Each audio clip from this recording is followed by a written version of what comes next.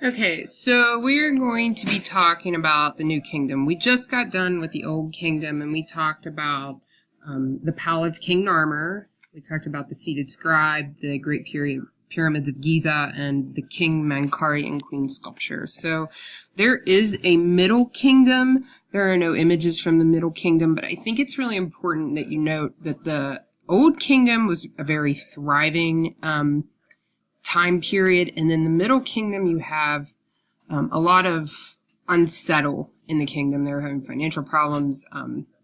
The rulers at that time weren't controlling things as well as they did in the Old Kingdom. And then you have this New Kingdom, and it's 1539 to 1075 BCE. And we'll start talking about their temple plans because they're going to change a little bit. So as the home of their god. So this is not like the pyramids. So don't associate the temple with the burial site. The typical Egyptian temple originally looked like kind of a house. It was simple and rectangular. It was flat roofed. And the building was preceded by a courtyard or a gateway. In the New Kingdom, the builders enlarged these and they basically multiplied these elements. So they were like really expanded. They almost look like palaces. The gateway became this massive pylon, which is an upright structure that's used for support or for navigational guidance, in particular with tapering walls. So you kind of think like a portal. So we will look at the Great Temple of Karnak, and this is one of your AP slides. So the Great Temple of Karnak and the temple complexes were a long-standing sacred site, and the temples were built and rebuilt for over 1,500 years. And during this time, nearly 500 years in the New Kingdom, you had succession of kings, and then they'd want to expand or add on or kind of renovate almost. So let me show you. This is the plan, kind of the Great Temple at Karnak. I mean, it's in ruins now, obviously. It doesn't look like this. But there are still some leftovers from the Great Temple. And one of the pieces of this, so this is the complex. And then there's the Great Temple of Amun. And this dates to about 1579. And it's basically the heart of the temple, and so all of the access points would access to the temple, and it would contain the statue of Amun. So if you think of like Greek culture, how they would have a cult statue in their temples, it's kind of the same concept. And the temple went through a lot of reconstruction. They really took a lot of care in the temple. They always wanted to make it better. So kind of like they did the pyramids, except they're putting more of their energy towards the temple of the gods now. There was a sacred lake that was added just south of the complex where the king and priest would undergo ritual purification, so kind of like a baptism. And you can see it here where they would have made this pool.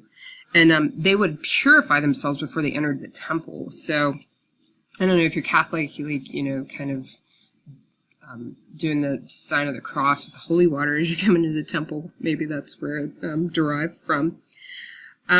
King Tut erected a court and festival temple to his own glory to the temple complex, which I think is interesting. So he took the temple and put a part of himself someplace that he could be worshipped. So if you think about the temple where King Mankare and the Queen statue would be, it would have been like a place to go and pray to the deceased ruler. In the sanctuary of Amun, the priest would wash the god's statue every morning and clothe it in a new garment.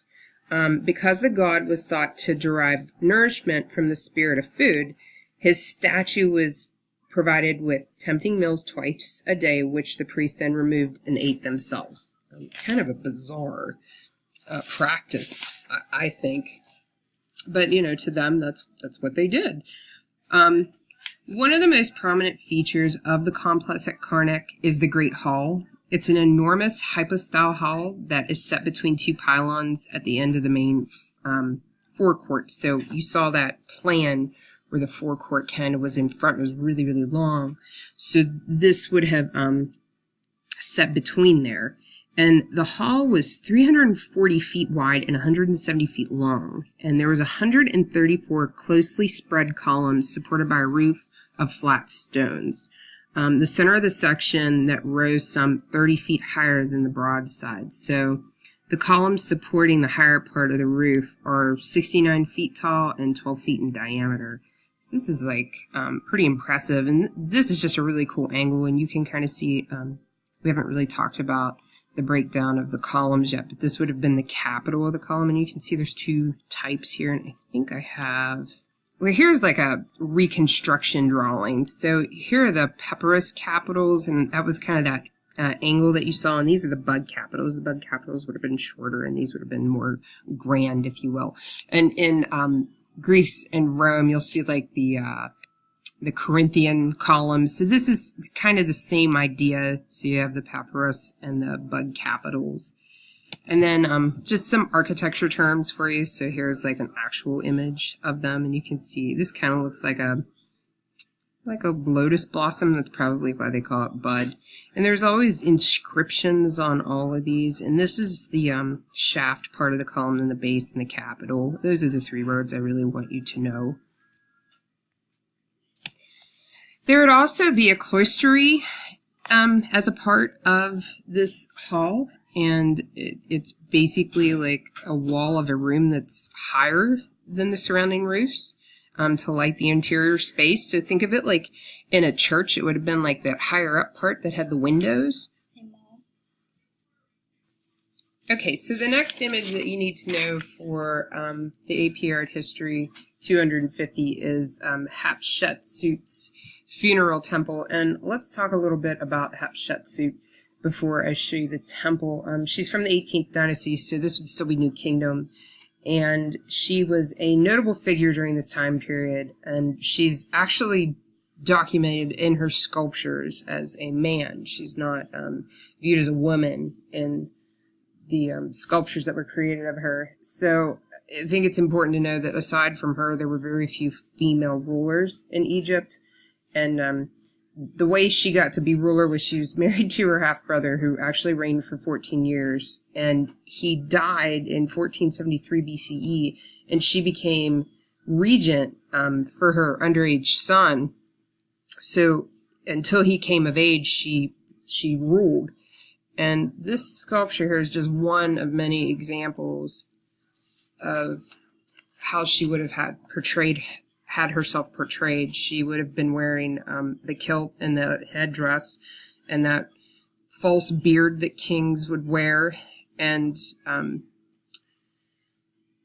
she basically adapted herself to look like a male ruler. So I think she was hoping that people would look at her at the same level as they would a male ruler. So here is the actual funeral temple. And this is from 2009 to 1997 BCE, and this was built at the height of the New Kingdom. And during the New Kingdom, rulers undertook these extensive personal building programs, and Hatshepsut is responsible for this one, and I think it's one of the most spectacular from this time period. And it's about a mile away from her actual tomb. So, and her tomb is like a lot smaller than this building. So if you think about it kind of in reverse as the Old Kingdom, where they had the huge pyramids and then these small temples away from them where they would be worshipped. And this temple would have actually been built for funeral rites and commemorative ceremonies. And like I said, it was just a lot more prominent than the actual tomb was, which is not like the Old Kingdom. So that would be a convention in the New Kingdom. Here's like a schematic drawing of the funeral temple, and it would have been constructed on an axle plan, which you're going to start seeing plans for things, especially when we look at churches. So, and the axle plan actually is a church plan as well. So it's a term you want to kind of be familiar with. There would have been a causeway that lined with Sphinx. It ran from a valley temple on the Nile to a huge open space of the first court where these trees would have been at, and they were like really rare trees. and they were planted in the temple gardens terraces. So from that point, the visitors ascended along a straight ramp to the second court, where the shrines to Anubis and Hathor occupy the ends of the columned porticos up here. So these are like porticos. And on the temple's utmost court, so that would have been way up top here, the colossal royal statues fronted another colonnade, and behind this would have laid a large hypostyle hall with chapels dedicated to Hatshepsut, her father, and the gods Amun and Ra. I think that these columned porticos, or porches, basically is what that means. They really look a lot like Greek and Roman architecture. So I don't know if there's any cross culture happening there. It's interesting to look at.